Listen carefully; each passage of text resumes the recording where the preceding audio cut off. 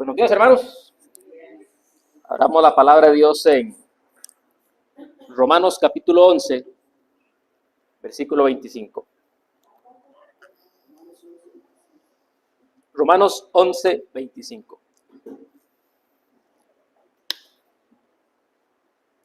Hoy vamos a culminar esta larga sección que comenzó en el capítulo 9, que culmina en el versículo 36, sobre el plan de Dios con Israel y el plan de Dios con nosotros, con los gentiles. El tema de hoy es la restauración de Israel o la restauración futura de Israel. Entonces, como les decía, esta es la conclusión del plan de Dios con el pueblo de Israel. Podríamos afirmar que todo el capítulo 11 de la carta a los Romanos casi que nos habla del mismo tema, que es el plan de Dios con el pueblo judío. Y como el punto principal del capítulo 11 es ayudarnos a entender que todo lo que ha transcurrido con el pueblo de Israel es parte del propósito de Dios, es parte de un plan superior de Dios que tiene con todas las cosas, un plan eterno, un plan conforme a la voluntad de Dios. Algo que quiero recalcar, y va en línea con lo que Andrito nos enseñaba, y entre más rápido lo entendamos, nos va a ir mejor. El centro o el protagonista de esta historia no es usted, ni soy yo. El protagonista de su vida no es usted. El protagonista es nuestro Señor Jesucristo. Él es el centro de todas las cosas. En la medida en que veamos esta vida y veamos que el centro donde todo confluye es Jesús, nos va a ir mejor. Porque todas las cosas que vivamos van a ir, y uso la palabra nuevamente, confluyendo en el propósito supremo que es glorificar el nombre de nuestro Señor. No somos nosotros. Cuando Dios escoge un pueblo, cuando Dios hace señales milagrosas, cuando Dios libera a Israel con mano poderosa, todo lo hace para la gloria de su nombre. Todo es para la gloria del nombre del Señor. Este es el propósito fundamental para todas las cosas.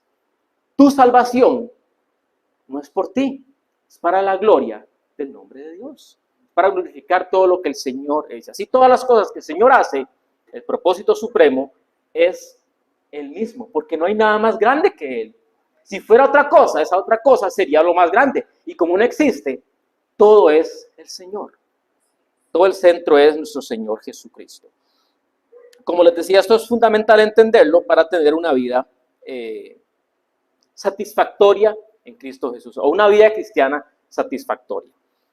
Como todo se trata de la gloria de Cristo, cuando yo viva con mis ojos puestos en la gloria de Cristo, es ahí que voy a tener una vida plena y una vida feliz. Porque ese propósito nunca será dañado. Ese propósito nunca puede ser afectado. ¿Cómo puede ser afectado el propósito de Dios? Jamás en la vida. En cambio, tus propósitos y tus planes, sí. Por más bien que vayan y por más bien que sean y por más bien que vayan encaminados, tarde o temprano, en algún momento pueden fallar. Pero los planes y los caminos de Dios no. Así que cuando vivimos en los planes y en los caminos de Dios, tenga usted por seguro que ese propósito se va a cumplir. Vamos a ir leyendo versículo a versículo. Versículo 25. 11:25. Los títulos que yo pongo es como una síntesis de lo que el pasaje trata. Un endurecimiento parcial. El texto dice: porque no quiero, hermanos, que ignoréis este misterio, para que no seáis arrogantes en cuanto a vosotros mismos. Recuerda que aquí Pablo está hablando a los gentiles. Que ha acontecido a Israel endurecimiento en parte, hasta que haya entrado la plenitud de los gentiles. Recordemos que lo que estudiamos la semana anterior, y gracias a Dios que las prédicas fueron consecuentes, porque la prédica de la semana anterior y esta es como una sola. No la dimos en una sola porque nos hubiéramos quedado aquí 4 horas. Por eso se divide. Pero por dicha es consecuente para que no olvidemos lo que aprendimos la semana anterior. Una de las cosas que aprendimos la semana anterior es que Pablo nos recomienda que nosotros, como gentiles, y haber recibido la salvación del Señor, y el que el Señor en este momento esté rechazando a Israel, que no nos ensoberbezcamos, que no nos sintamos orgullosos de eso, porque de la misma forma que ellos fueron endurecidos por su pecado de rechazar al Señor, si usted y yo no nos ponemos las pilas, el Señor puede endurecer nuestro corazón o puede traer juicio sobre nuestras vidas. más aquellos que no están en la fe. Entonces Pablo en este versículo trae como la misma idea, es como seguir la misma idea anterior, por eso dice, no quiero hermanos que ignoréis este misterio, para que no sean arrogantes en cuanto a vosotros mismos, que no seamos soberbios, porque Dios sigue teniendo un plan con el pueblo de Israel. Yo me ponía a pensar con este pasaje, tratando en el contexto de lo que Pablo menciona, porque ellos podrían sentirse arrogantes. Y es que si lo pensamos, hermanos, de alguna manera, los gentiles de aquel tiempo, para ellos era como muy escandaloso apreciar que Israel era el pueblo del pacto, que Israel era el pueblo escogido de Dios, que Israel era el pueblo que había estado esperando siglos de siglos la venida del Mesías, y que el Mesías vino y ellos lo rechazaron. Si usted lo analiza así, puña, es escandaloso y a la vez es incomprensible. ¿Cómo aquel hombre que ustedes han estado esperando tanto, por fin viene y ustedes lo rechazan?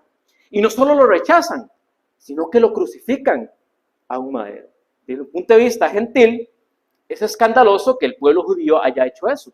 Yo sé, nosotros, toda la humanidad contribuyó a la muerte del Mesías, ¿verdad? Pero es diferente cuando ya tocamos el tema de que hay agentes directos que ocasionaron eso. No fue usted directamente que clamó en la plaza, crucifícalo y entréganos a Barrabás. Fue un pueblo determinado. Y ese pueblo determinado dijo que caiga sobre nosotros su sangre. Y si usted ve la historia del pueblo judío, lo terrible, las pruebas tan grandes que ellos han pasado, es como el cumplimiento de esa palabra, ¿verdad? Que su sangre sea sobre nosotros y sobre nuestros hijos. Y los siglos de los siglos y los 2 milenios que han pasado desde que murió Jesús, se ha manifestado eso. Como les digo, nosotros clavamos a Jesús al madero, pero hay una diferencia entre esa potencialidad y ese carácter directo de clavarlo al madero. Por eso podríamos pensar eso, que ellos tenían como ese escándalo en su corazón de que cómo era posible que Israel hiciera esto. ¿Cómo era posible que el pueblo que estaba esperando al Mesías rechazara a su mismo Dios? Yo tratando de traer esto a nuestro contexto actual, de a veces cómo las personas pecan y nosotros, tal vez no es solo que las juzguemos, es que hay ciertas personas que usted siente que ya no son salvables. ¿Sí me explico? Hay personas que usted los ha evangelizado tanto que usted dice, no, esa persona no va a entender. Es demasiado dura. Y entonces caemos en un estado en que desistimos de orar por aquella persona. Desistimos de darle testimonio. Para nosotros es una causa perdida. Vamos a ver, toda persona en este mundo es una causa perdida. Si Dios no hiciera algo, no habría nada que hacer por esa persona, ni por usted cuando usted no creía en el Señor. ¿Sí? Aquí el punto es entender que la salvación le compete al Señor. La salvación es de Jehová. El Señor es el que salva. Por más dura que sea esa persona, por más rebelde que sea, por más que usted haya hablado durante años y años y que la persona no entiende, ¿usted cree que para el Señor es imposible? Cuando el pasaje este que dice, para Dios no hay nada imposible, a veces nosotros lo utilizamos como para la resolución de los problemas de nuestra vida. No está hablando de eso. El Señor viene hablando acerca de la salvación y dice que ni los ricos con toda su capacidad para hacer buenas obras se pueden ganar el cielo. Es más fácil que entre un camello por la aguja por el hueco de una aguja que un rico entre en el reino de los cielos. Entonces los discípulos dicen, si ni un rico que tiene la capacidad de hacer grandes obras puede entrar al cielo, ¿qué hay de nosotros? Y el Señor les dice, sí, porque para ustedes es imposible, pero para Dios no, porque para Dios todas las cosas son posibles. Lo que era imposible para el hombre, que era salvarse, para Dios es posible por medio de Cristo Jesús. Y esto nos llama a nunca dejar de orar por estas personas que nosotros creemos que no pueden ser salvas, porque ninguna persona en este mundo está tan lejos de la gracia de Dios. Yo sé que es emocionalmente difícil y a veces frustrante, pero entendamos que no depende de usted, no depende que usted lo convenza. sino el convencimiento que viene del Espíritu Santo a través de la predicación del Evangelio, que sí es por medio de usted. Pablo menciona dos frases. Primero misterio, después la plenitud de los gentiles. Misterio no debe ser interpretado con la misma definición que nosotros tenemos de misterio en el idioma español, como algo, como que no se puede entender, como algo oculto. No, un misterio en la palabra de Dios se refiere a una verdad oculta que es divina, pero que Dios la manifiesta. Por eso Pablo dice, este misterio, ¿cuál misterio? El que Dios todavía tenía un plan con los judíos y que en ese espacio, en ese interín, entre el endurecimiento de Israel y la restauración de Israel, iba a venir la salvación de nosotros, del pueblo gentil. Eso es lo que quiere decir misterio, un secreto divino que es revelado en un momento particular en el tiempo. Pablo utiliza otra expresión, plenitud de los gentiles, y esta me gusta mucho por las cosas que implica. Cuando dice plenitud de los gentiles, el idioma original no lo va a entender como algo abstracto, sino que va a entender como algo numérico, y exacto en la mente de Dios. ¿Esto qué quiere decir? Que en la mente de Dios, o en el plan de Dios, o en el tiempo, hay una persona que va a ser el último gentil en arrepentirse y creer en el Señor Jesucristo, y después de eso vendrá la restauración de Israel. Lo que me gusta de esto es que, ¿quién será esa persona?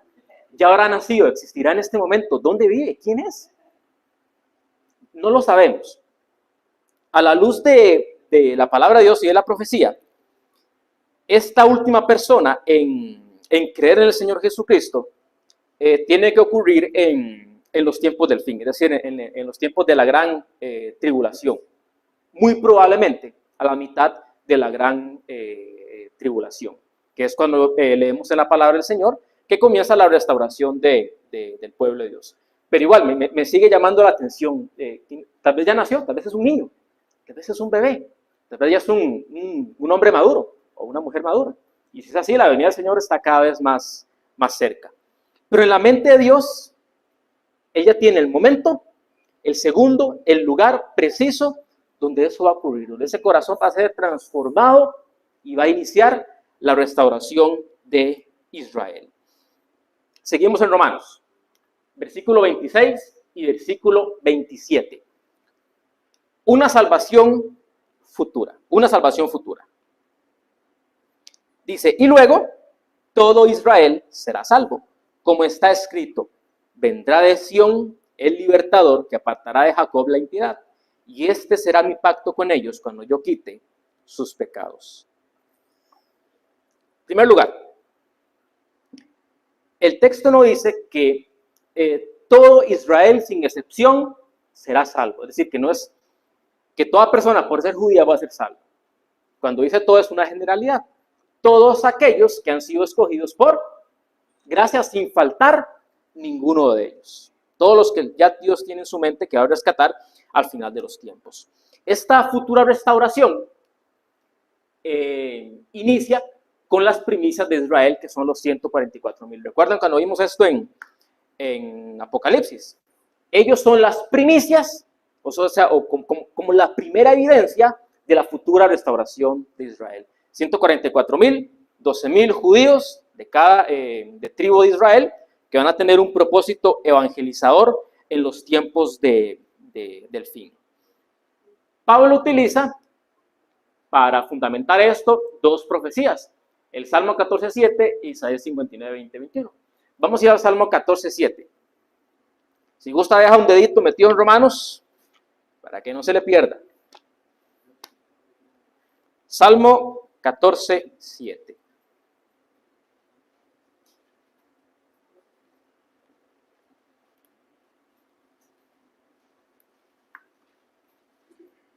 Y lo que quiero que veamos en estas dos profecías es la intencionalidad de Dios en el sentido de la restauración.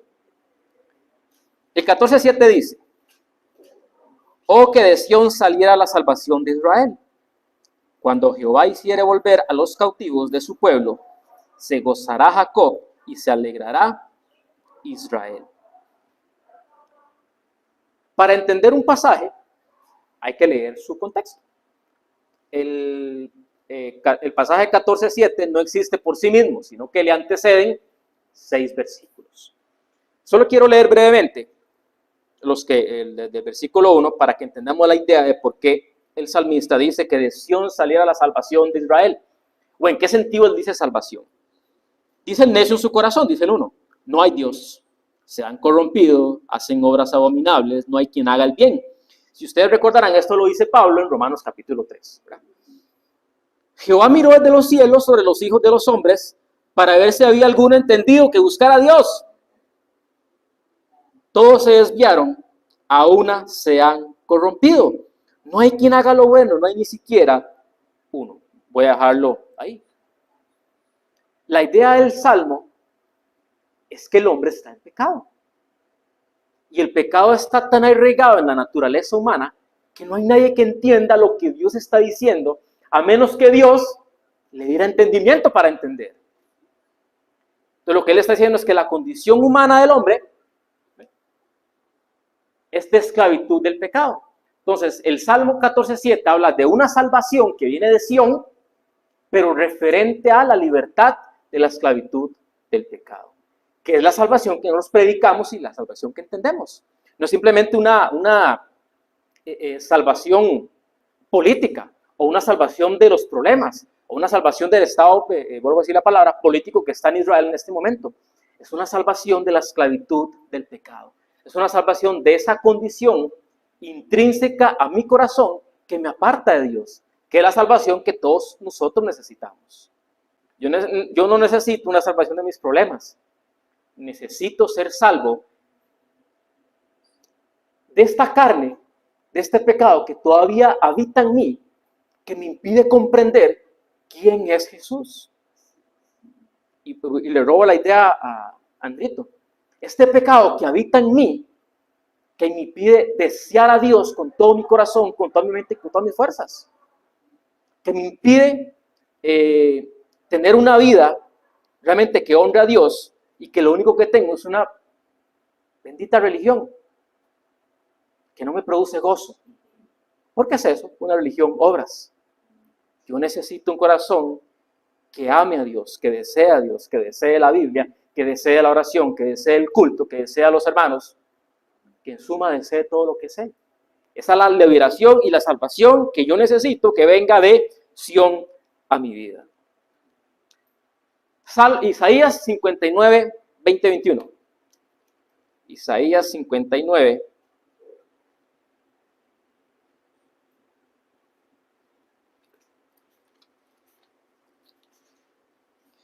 Isaías capítulo 59, versículos 20 y 21.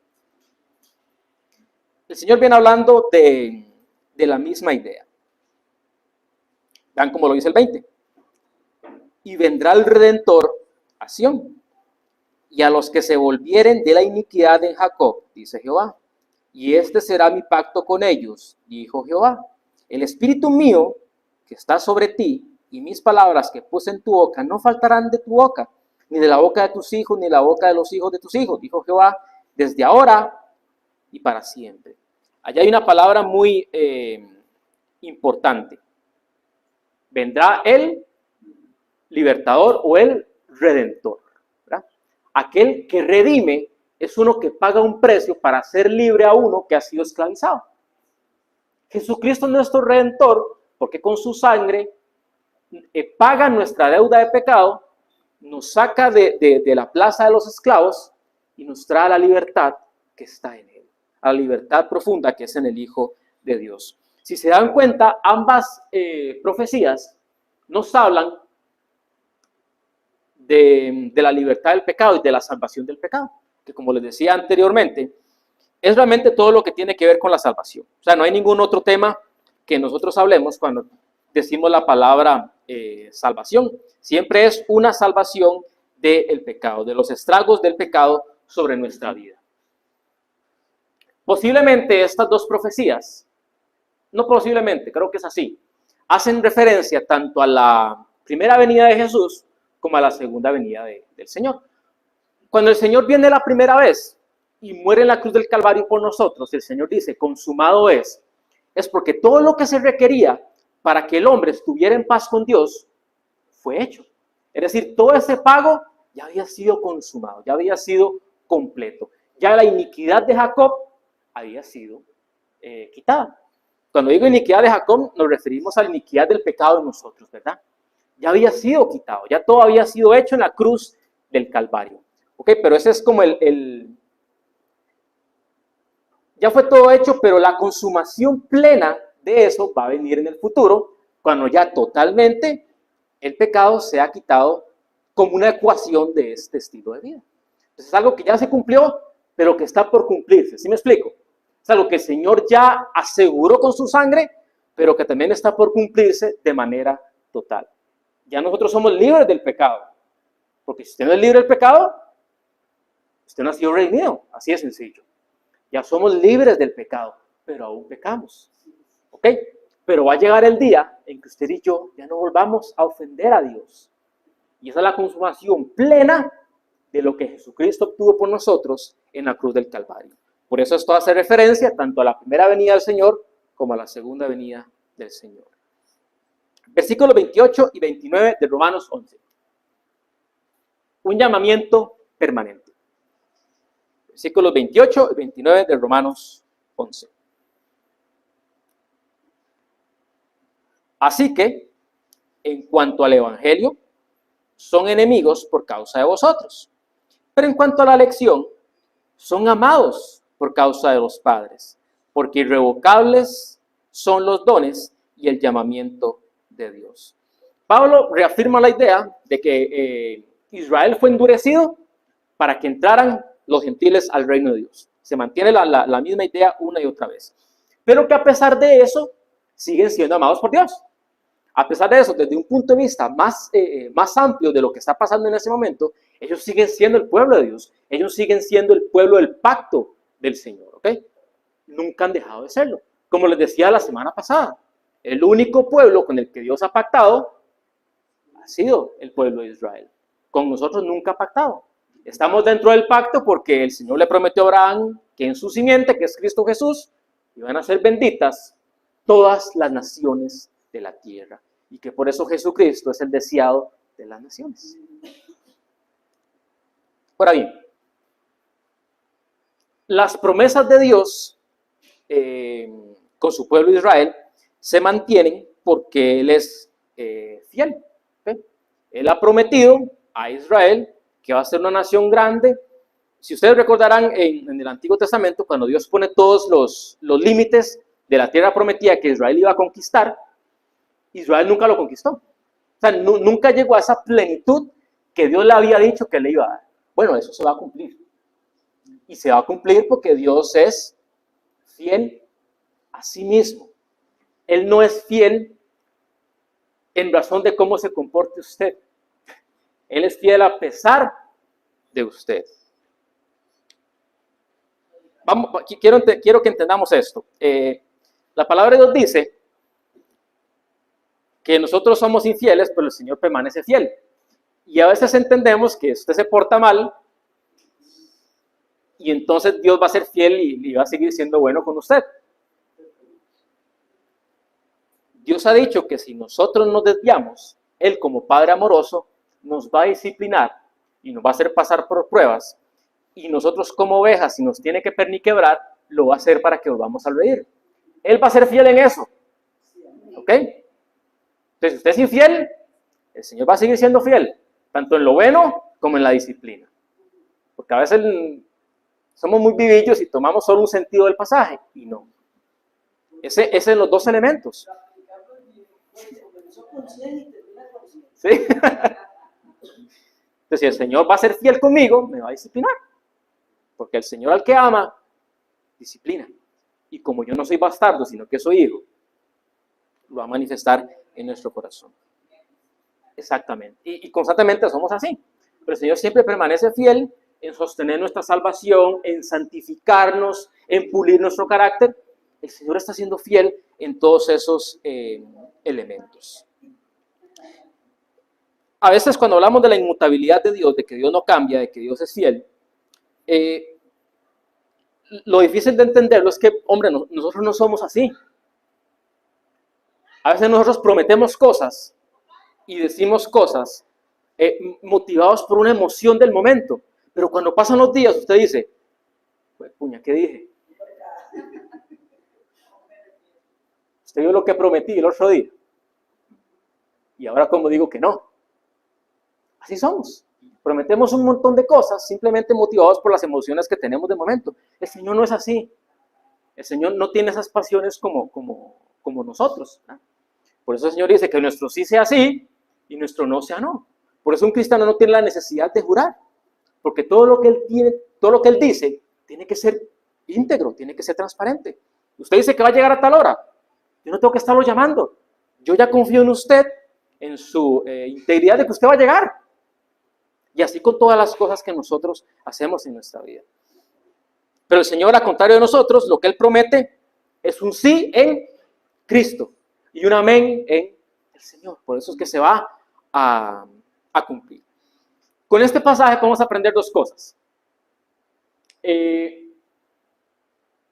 Primero, y esto cuesta mucho como que las personas lo entiendan. Toda persona que no está en Cristo es un enemigo de la cruz.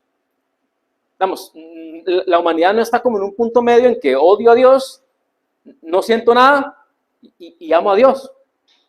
O amamos a Dios o lo aborrecemos. Jesús dijo, el que no es conmigo, desparrama. Entonces no existen como varios niveles donde personas que respetan a Dios, otros lo honran, otros no, y otros sí lo aborrecen. O amamos a Dios o no amamos a Dios. Esa persona como que es muy religiosa, que usted la ve ahí como que siempre está haciendo cosas buenas, pero dentro de su corazón es como un fariseo, no ama a Dios.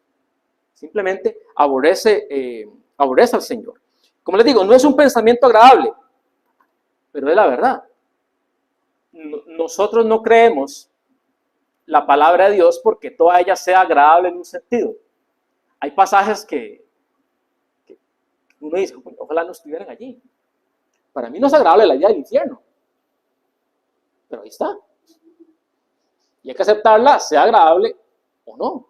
O cuando hablamos del tema de la predestinación, no es en un sentido agradable, pero allí está, es la única forma que el Señor salva. O lo aceptamos o no, no es que a mí me agrada, entonces por eso lo acepto como una verdad, es una verdad y lo acepto como tal. De hecho, la única religión en el mundo que tiene una salvación por gracia es el cristianismo. Por eso el cristianismo es la única religión atacada. Entonces usted no ve a la gente atacando el Islam. De hecho, les da miedo hacer eso, burlarse de esa religión. Nadie ataca al budismo, sino como hay cierto como respeto por la sabiduría oriental. Nadie ataca a las demás religiones, pero no es así con el cristianismo. Ha recibido ataque tras ataque desde hace 2000 años y desde que el Señor se reveló a Moisés para escribir el Génesis. ¿Por qué? Porque la religión cristiana es la única que profesa una salvación por gracia. Y al hombre no le gusta, porque en nuestro orgullo nosotros queremos hacer algo para ganarnos la salvación. Porque si yo puedo hacer algo para ganarme mi salvación, lo voy a hacer, ¿ok? Pero es que eso me da apertura para tener un estilo de vida aparte, al margen de lo que ya hice para obtener la salvación y que aquí nadie me diga nada. Entonces tengo un estilo de vida donde yo hago lo que yo quiero y tengo un estilo de vida donde cumplo ciertas normas para ganarme la salvación, para no irme al infierno. Por eso a la gente le gusta la salvación por obras. Hago ciertas cosas, pero el grueso de mi vida lo vivo como a mí me da la gana, no sometiéndome a Dios en todo. Si yo soy una buena persona, pero tal vez el único pecado que cometo es que soy un fornicario, pero no le hago mal a nadie, entonces yo me siento bien porque estoy cumpliendo con Dios con ciertas cosas. Pero en esto, no importa, porque igual no soy tan malo para ir al infierno. Igual no es tan malo porque no le estoy haciendo daño a nadie. ¿Se dan cuenta por qué la verdad del cristianismo es tan rechazada? Porque cuando Jesucristo dice, yo soy el único camino, la única verdad y la única vida, eso a la gente no le gusta. Si Jesucristo dijera que Él es un profeta como tantos otros, no había ningún problema. Pero esta unicidad de la palabra de Dios, esta unicidad de la Biblia es lo que a la gente no le gusta. Ahora bien, otro punto que quería enseñarles. Esto lo vemos al final. Cuando el texto dice, porque irrevocables son los dones y llamamiento de Dios, no está hablando en primer lugar de los dones espirituales. El contexto nos está hablando del llamado de Dios a la salvación. Ese llamado es irrevocable. Ese don, ese regalo, Dios no lo va a revocar. De hecho, eso es lo que estudiamos en Romanos capítulo 8. Si Dios me justificó, no hay otro juez mayor a Él que pueda decir lo contrario. Entonces, ¿quién me condenará si Cristo ya murió por mí? Entonces, en ese sentido, esto es lo que quiere decir el pasaje. Es irrevocable el llamamiento de Dios en ese particular de la salvación. Pero, si queremos sacar una aplicación, en el sentido de los dones, de los llamamientos que el Señor nos hace, podemos hacerlo para que no nos vayamos con el clavo si hemos entendido mal este pasaje. Es normal que en las diferentes pruebas que vamos viviendo en nuestra vida, en las diferentes situaciones difíciles que vivimos, ese fuego que está en nuestro corazón, ese llamamiento a servir, ese deseo de hacer lo que Dios me ha llamado a hacer, se minimice, se apague, que yo me sienta indiferente, que me sienta indispuesto a amar al Señor, que me sienta indispuesto a las cosas del Señor. Es normal que eso ocurra. Y créanme que esos dones que el Señor ha puesto en usted, Dios no los va a quitar. Pero como decía la semana pasada con la parábola de los talentos, no se quitan, pero se constriñen. Cuando Pablo dice, no entristezcáis al Espíritu de Dios, ¿qué pasa cuando usted se entristece? Como que se comprime, ¿verdad? Su semblante cambia, sus deseos de hablar con la gente cambian, sus deseos de hacer cosas cambian. El desánimo es algo terrible, porque te impide hacer cosas que antes hacías. ¿Okay? Te impide de manifestarte al mundo. Cuando usted contrista al Espíritu, no quiero ser irrespetuoso con Dios, ¿verdad? Pero cuando usted contrista al Espíritu de Dios, usted como que lo frena para que Él manifieste ese poder en su vida. Entonces, cuando usted frena el obrar del Espíritu de Dios, usted comienza a ser usted y menos el Espíritu de Dios. Se manifiesta menos el fruto del Espíritu Santo y se manifiesta más el fruto de la carne que ya está naturalmente en mí. Eso es lo que quiero decir con esta aplicación. Ese llamamiento de Dios en nuestra vida no se va a ir. El don que Dios me dio para enseñar nunca se va a ir. Pero yo lo puedo reprimir con el pecado. Porque si yo peco, ¿usted cree que voy a tener la capacidad moral de pararme aquí para hablar de santidad? El talento está ahí, pero usted se siente tan mal que usted no quiere servir, usted no quiere hacer nada, usted no quiere que nadie lo vea. Nosotros somos mismos los que tenemos ese peligro. En 2 Timoteo 1:6, Pablo le dice a Timoteo que avive el fuego que ya está en él. Vamos a ver, si yo le digo a usted, anímese en el Señor, es porque usted está, ¿qué? Pues desanimado, hombre, si no, ¿para qué le voy a decir eso? No tiene sentido. Si usted está ferviente, si viene el Señor, no tiene sentido que yo le diga, anímese en el Señor. Pero cuando Pablo le dice a Timoteo que avive ese fuego, es porque algo estaba pasando en el corazón de Timoteo, la dificultad de ser un pastor joven en una iglesia difícil, ya lo tenían apagado, ya lo tenían desanimado. Entonces Pablo le recuerda lo que el Señor ha hecho por él. De hecho, en esa misma carta le dice, acuérdate de Jesucristo, hijo de David. No es como que Pablo lo consuela diciéndole que todo está bien. Le dice, acuérdese de Jesús, acuérdese de lo que Él hizo, acuérdese de lo que Él es para usted y avive ese fuego que Dios ya puso en su corazón y levántese y vuelva a servir. A veces necesitamos ese tipo de exhortación que nos recuerde lo que el Señor ya ha hecho en nuestras vidas para como sacudirnos de las cosas que estamos viviendo. ¿Sí? Entonces, el llamamiento de Dios no va a cesar en nuestra vida, pero directamente lo que el pasaje está hablando es el llamamiento de la salvación. Sigo con Romanos 30 al 32. Romanos 30 al 32. Una misericordia necesaria, vital. Pues como vosotros también, en otro tiempo, erais desobedientes a Dios, pero ahora habéis alcanzado misericordia por la desobediencia de ellos, es decir, de los judíos, así también estos ahora han sido desobedientes para que por la misericordia concedida a vosotros, ellos también alcancen misericordia. Porque Dios sujetó a todos a desobediencia para tener misericordia de todos. En este enredo de palabras, misericordia aquí, misericordia para allá, la idea que Pablo nos está hablando aquí es que nos refleja cuál es el estado natural del hombre. En un estado de desobediencia y maldad.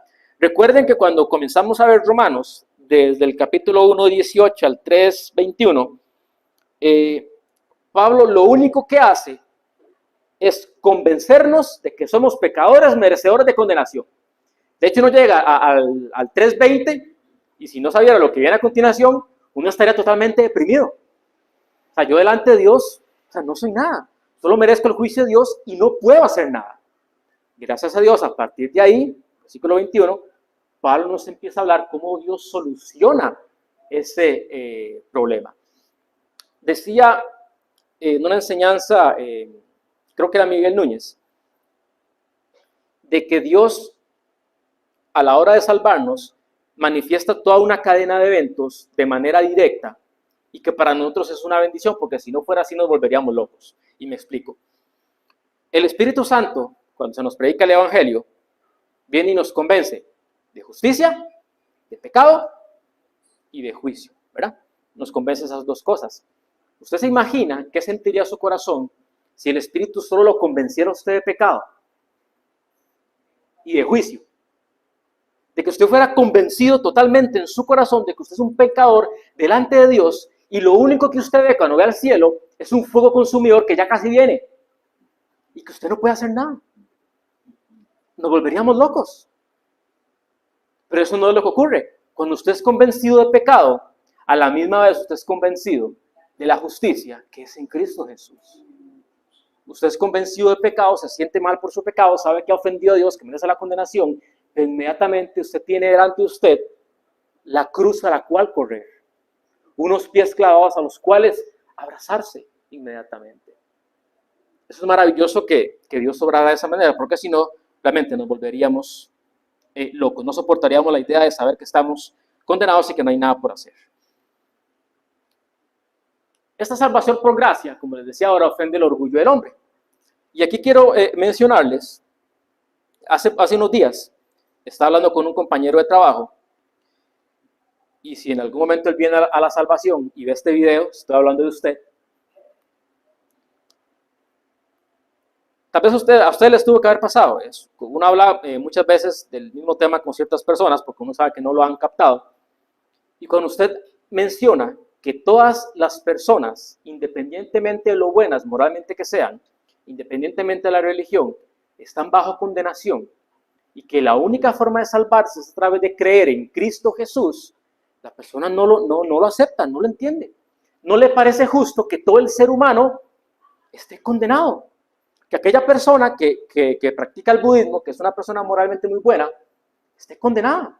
No le parece justo, no le parece bueno, no le parece correcto. Y usted lo explica, y lo explica, porque realmente explicar no es complejo. La persona no entiende. Y no va a entender hasta que venga la luz del Espíritu de Dios a su corazón y lo alumbre. Por eso para nosotros estas verdades a veces son como tan naturales, que no sabemos por qué las repetimos una y otra vez. Pero cuando usted se pone a pensar, ¿por qué yo las creo tan fácilmente? Es por el Espíritu de Dios que está en usted. Pero créanme que había un momento en su vida que usted no las entendía. Que esta frase intelectual, hay un tiempo que usted, no entiendo por qué eso es así. No es justo, no me parece justo. Yo no creía en Dios. Pero aún así yo decía, bueno, si yo muero y Dios existe y me condena, qué injusto, porque no soy tan mala persona. el problema lógico con esto, en nuestro sistema legal, una misma acción delictiva no recibe una misma pena dependiendo de la persona a la que usted se la hizo. Me explico. No es lo mismo un homicidio simple que un homicidio calificado, a pesar de que es un homicidio. No es lo mismo que usted mate a una persona X a que usted mate a su hijo o que usted mate a su cónyuge, o una persona que esté bajo su cuidado. Porque la ofensa se hace mayor en razón de la persona que recibe la ofensa. No es lo mismo que usted ofenda a Pedrito Los Palotes a que usted ofenda al presidente. ¿Me explico? No es lo mismo que usted me ofenda a mí a que usted ofenda a Dios. Cuando usted ofende a Dios, usted está ofendiendo a un ser que es infinito. Por tanto, la pena por esa ofensa es infinita, no se puede saldar. Por eso la ofrenda para satisfacer la ira de Dios debía también ser infinita, para solventar toda esa masa de pecado. Por eso Dios tenía que hacerse hombre, porque solo Él podía morir en lugar del pecador. Porque en esas 3 horas de oscuridad, donde Jesucristo cargaba el pecado del mundo entero, Él estaba entendiendo y sintiendo lo que era la condenación eterna. Por eso la condenación es eterna, porque no se puede saldar. Y por eso la salvación solo es en Cristo Jesús, porque Él es el único que pudo hacer el pago por una deuda infinita. Usted explica eso y la gente, no. Yo lo veía como cuando con el joven rico. El texto dice que Jesús lo amó y después le habló. Como que usted dice, pero ¿cómo hago para entrar allí? Usted sabe que ya no es un tema intelectual, que ya no es un tema como usted diga las frases, cómo usted construye las oraciones. Es algo más, es algo aquí en el corazón del hombre que impide que esa verdad usted la acepte y entre allí. Y es por el tema que yo les decía ahora. Es más fácil tener una religión por gracia, por obras, que una religión por gracia. Sin embargo, como les digo, la Biblia es clara con estas verdades y las aceptamos simplemente porque allí están. ¿Quién podría pagar por una pena infinita? Ninguno de nosotros. Para concluir con esta idea, lo que Pablo quiere decir, así como Dios tuvo misericordia de nosotros los gentiles, tendrá misericordia de ellos, porque todos estamos necesitados de misericordia. Eso es lo que quiere decir en ese pasaje, que yo me extendí en un montón de ideas más. Seguimos con versículo 33. Versículo 33 de Romanos 11.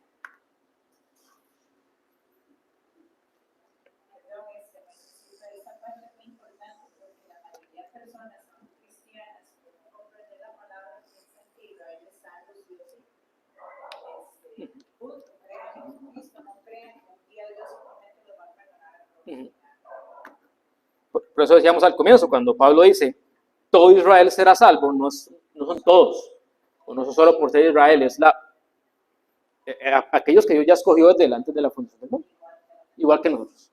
O sea, ningún gentil que Dios ya destinó para la salvación se va a perder.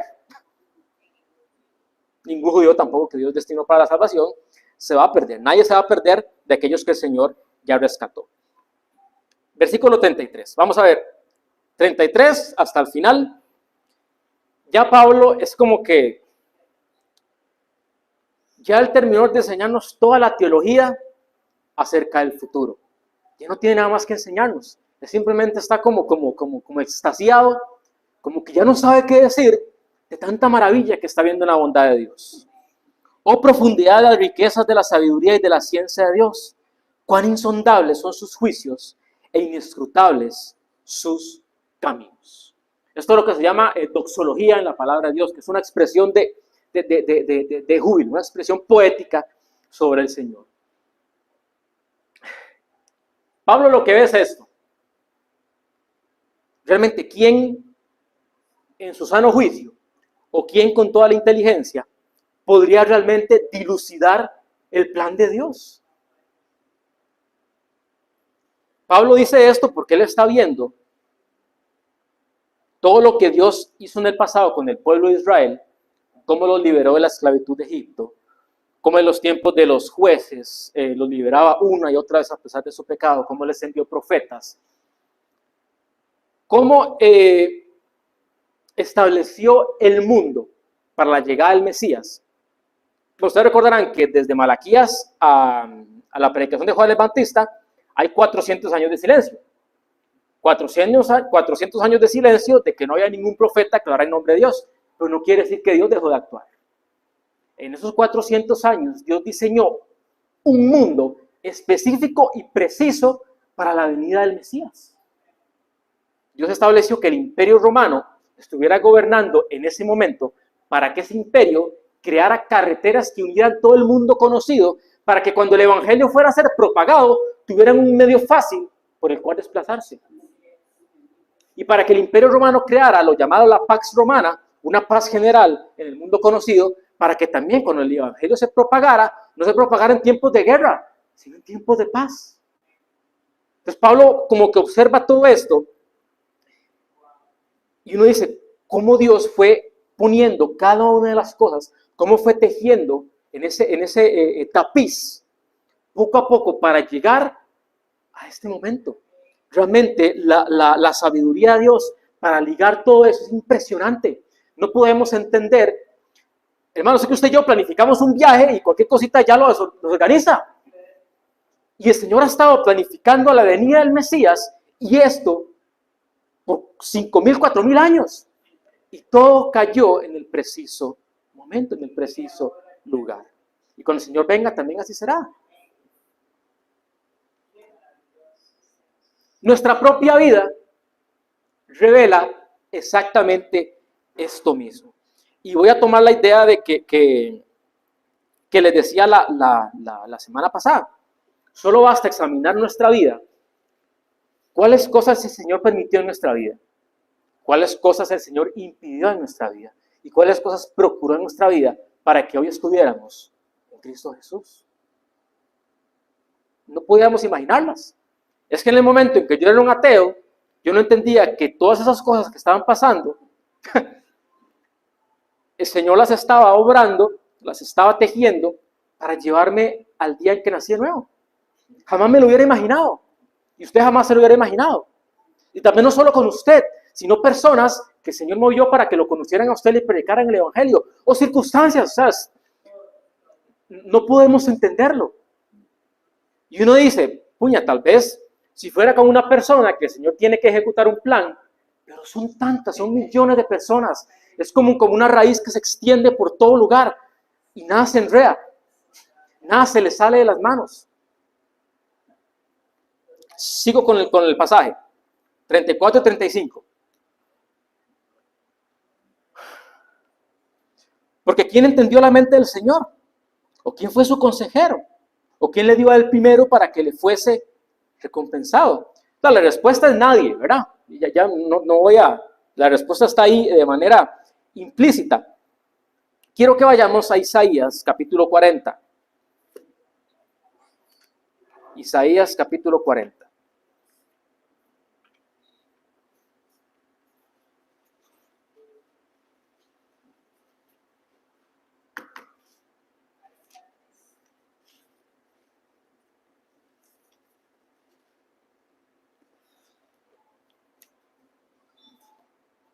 Como tengo tiempo, voy a extenderme un poquito más en este pasaje, porque estos dos pasajes, Isaías 40:13 y Job 38, bueno, ustedes capítulo 38 al capítulo 31, por eso tiene guión en vez de 2 puntos, para que vayamos aprendiendo, ¿verdad?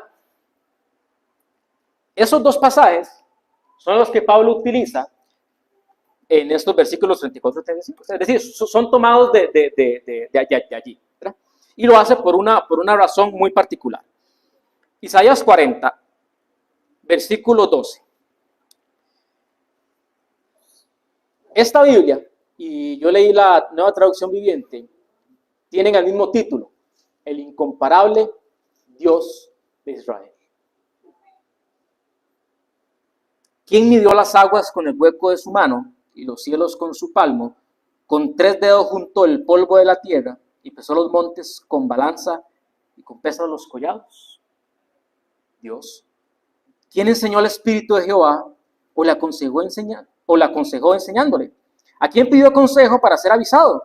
¿Quién le enseñó el camino de juicio o le enseñó ciencia o le mostró la senda de la prudencia? He aquí que las naciones le son como la gota de agua que cae en el cubo y como menudo polvo en las balanzas le son estimadas. He aquí que hace desaparecer las islas como polvo. Dios hace desaparecer una isla como si fuera polvo, como si fuera nada. Ni el Líbano bastará para el fuego, ni todos sus animales para el sacrificio. Como nada son todas las naciones delante de él. Y en su comparación serán estimadas en menos que nada y de lo que no es. ¿A qué pues haréis semejante a Dios? ¿O a qué imagen le comprendéis? Versículo 25. ¿A qué pues me haréis semejante o me compararéis? Dice el santo. Este capítulo nos habla de nuestra necesidad de conocer al incomparable Dios de Israel. Todos nuestros problemas radican en el que no conocemos a Dios.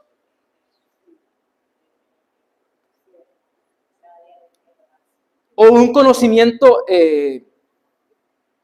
errado de Dios.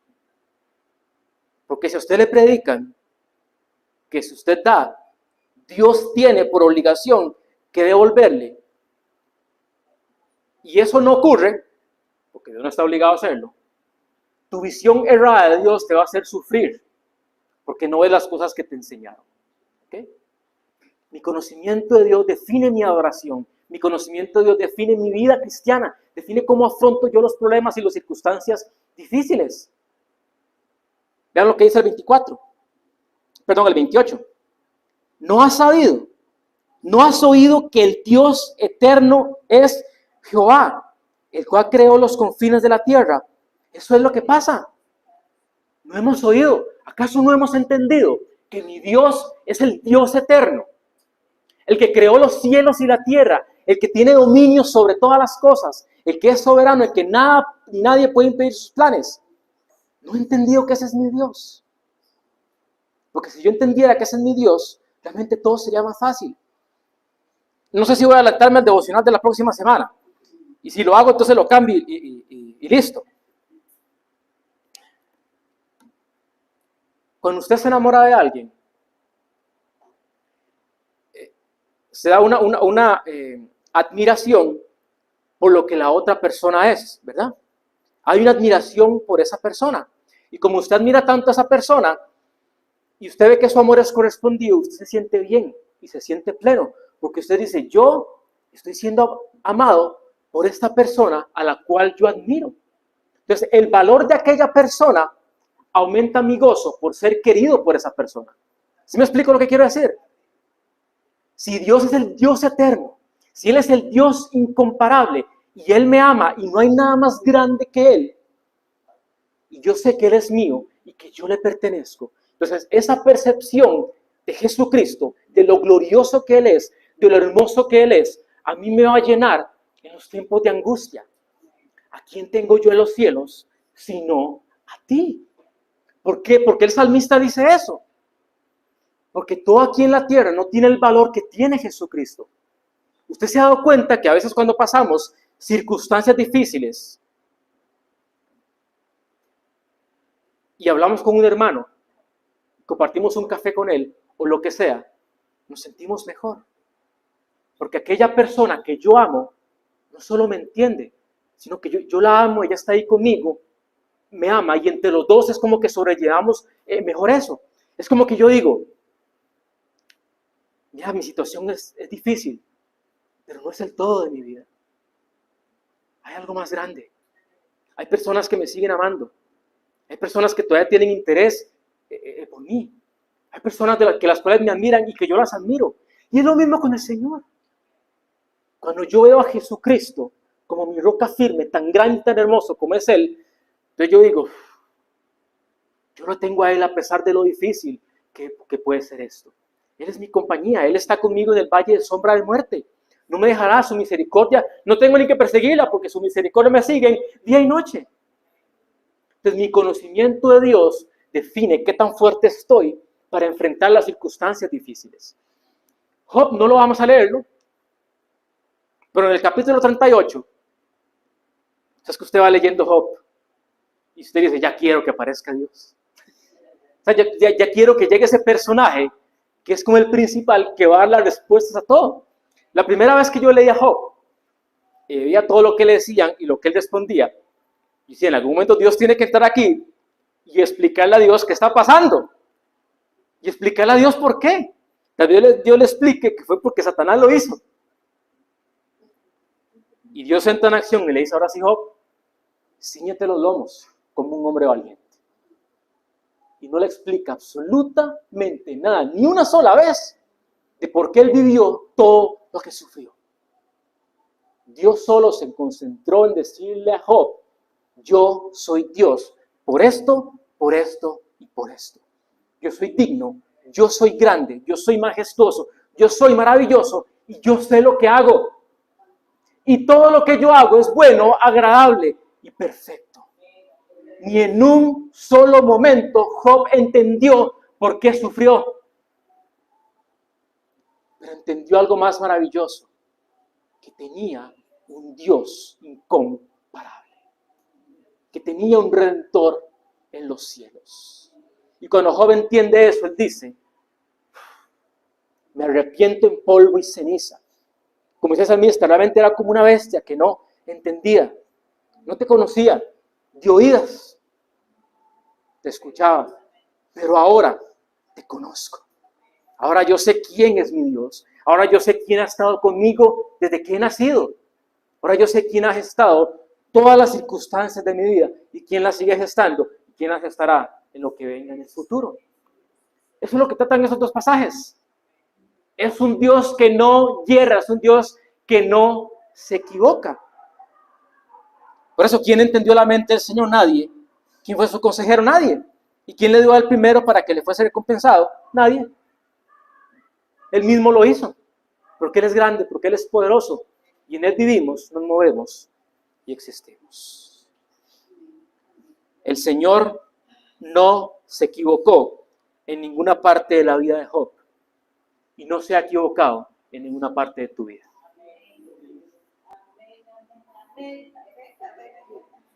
Cierro con el versículo 36 y cerramos con el capítulo 11.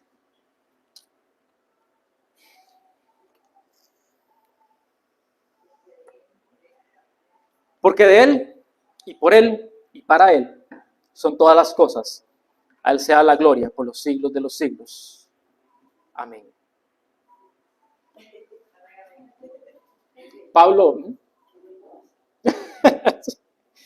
Pablo cierra una larga explicación, porque cuando cierra el capítulo 11, los capítulos que siguen ya no nos hablan de doctrinas, sino de vida cristiana práctica. Van a ser unos capítulos muy provechosos. Vida cristiana práctica. Entonces, ¿cómo cierra él todo este tratado teológico? Porque de Él, y por Él, y para Él son todas las cosas. A Él sea la gloria por los siglos de los siglos. Amén. Me encantan esas imágenes del universo, del espacio, saber, como dice Isaías, el Señor se sienta en su trono en la circunferencia de la tierra. Y los seres humanos son como saltamontes. Ponernos en una posición incorrecta nos lleva a sufrir. Eso es lo que les decía al comienzo. Cuando en el trono de mi corazón estoy yo sentado, voy a sufrir. Pero cuando está el Señor, voy a entender mi sufrimiento. No es que no voy a sufrir. Voy a entender mi sufrimiento. Pero cuando vemos nuestro sufrimiento, la luz de Dios, la luz de la eternidad, es más llevadero. Se puede sufrir con gozo. Nos gozamos en las diversas tribulaciones, por lo que eso provoca nuestro carácter en el Señor.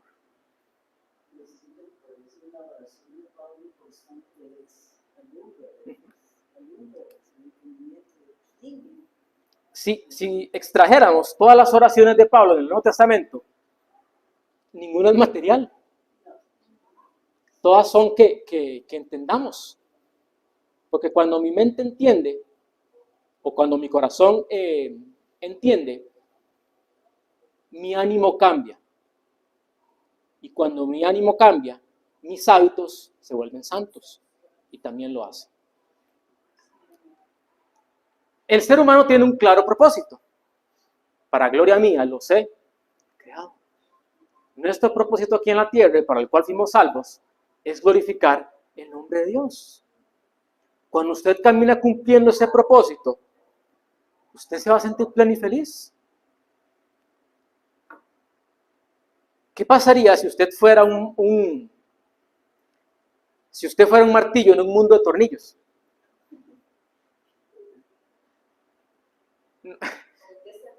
En un mundo de clavos. Es como que no hay un lugar donde encajar. No hay un propósito claro allí. Pero no somos así. Dios nos ha puesto con un molde en el cual en Cristo Jesús ya encajamos en esta tierra. Todos tenemos un propósito, glorificar al Señor. Es el mismo para cada uno de nosotros. Cuando glorifiquemos a Dios, vamos a tener esa plenitud. Sí. Es eso, o sea, el propósito de Dios es uno y está en Cristo. Uh-huh. Y nos incluyó en Él. Sí, digamos, no fue que nos creó.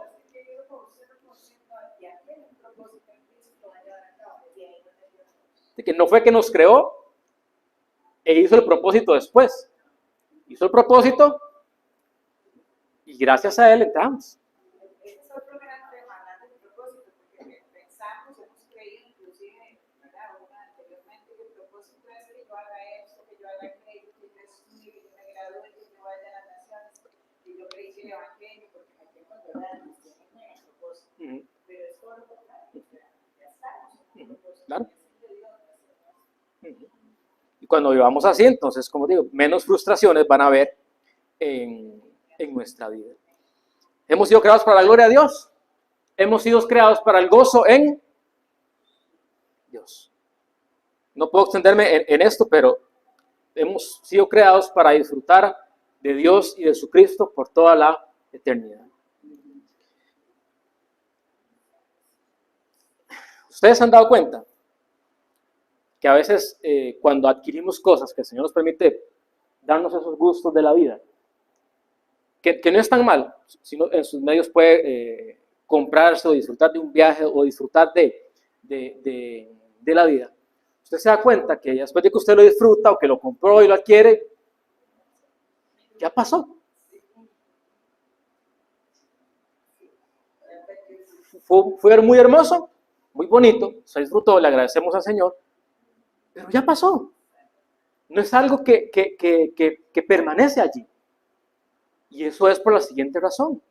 Si usted se da cuenta que los gozos o los deleites de este mundo nunca tienen la capacidad de satisfacerte plenamente, es porque has sido creado para deleitarte en los gozos de otro mundo. El asunto es que no tenemos que esperar para llegar a ese otro mundo para disfrutar de esos deleites, porque desde ya, no sé cómo decirlo, es como que tenemos una cuerda aferrados a ese otro mundo por la cual nos nutrimos y podemos deleitarnos de lo que ya tenemos en Cristo Jesús. Si aquí nada me deleita, es porque he sido diseñado para deleites de otro lugar.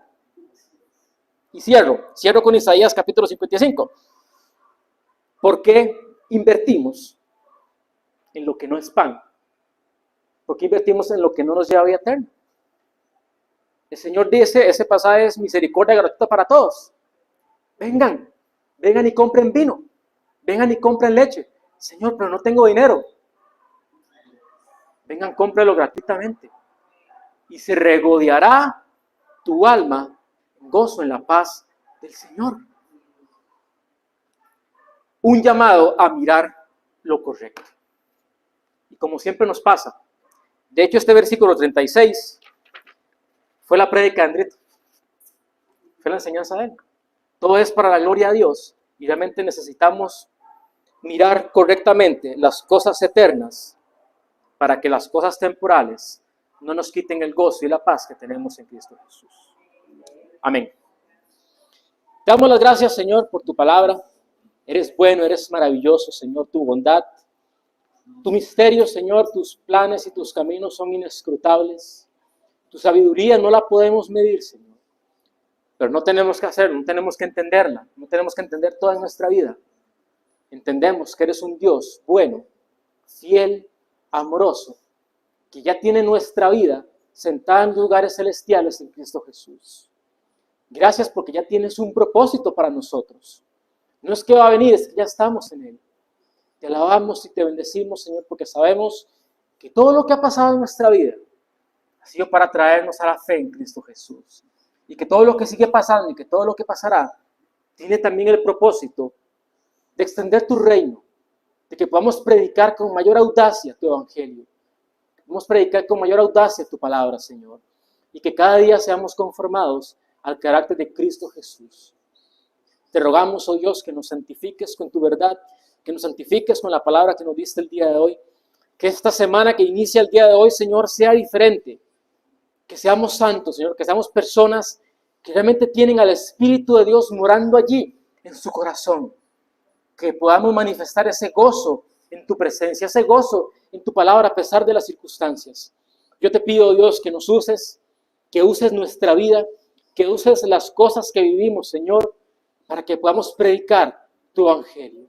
Pon delante de nosotros personas necesitadas de escuchar que en ti hay consuelo y restauración, porque tú eres el único que redime del pecado. Te pido que te glorifiques en mis hermanos, que te exaltes en sus vidas, Señor, que los bendigas, que los santifiques, Señor, que les des esa paz que sobrepasa todo entendimiento en Cristo Jesús, que los llenes de tu gozo, que solo puede estar en ti. Amén.